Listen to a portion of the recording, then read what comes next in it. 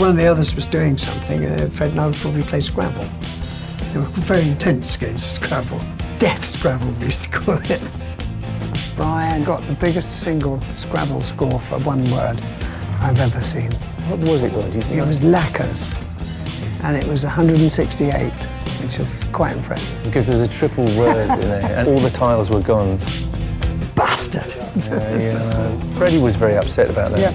Freddie never forgave me for that, really, because Fred had this habit of putting one little tile down. If I put this little tile down there, I get this and this and 130. It's like, and we say, Fred, that's not a word. But he would say, yes, N, of course N is a word. E-N, you know, and it's he would... a printer's measure.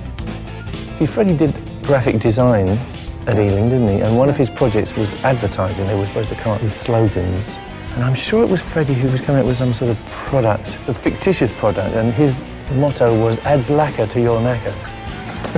Knacker lacquer? That's right. That's lustre to your cluster. Exactly. Yeah. That was the thing. That, yeah. The thrills of rock and roll. Thrills of the road. The danger. Freddie Mercury was the famous one. He was the face of our band, the visual focus. And the poor guy had all the fame because he was a long-haired, bisexually interesting face of our band. Great voice, a great pop voice. He was also a larger-than-life personality. But of course, if people die young at the peak of what they're doing, they're in aspect perfect. And so they then take on a shrine-like ability.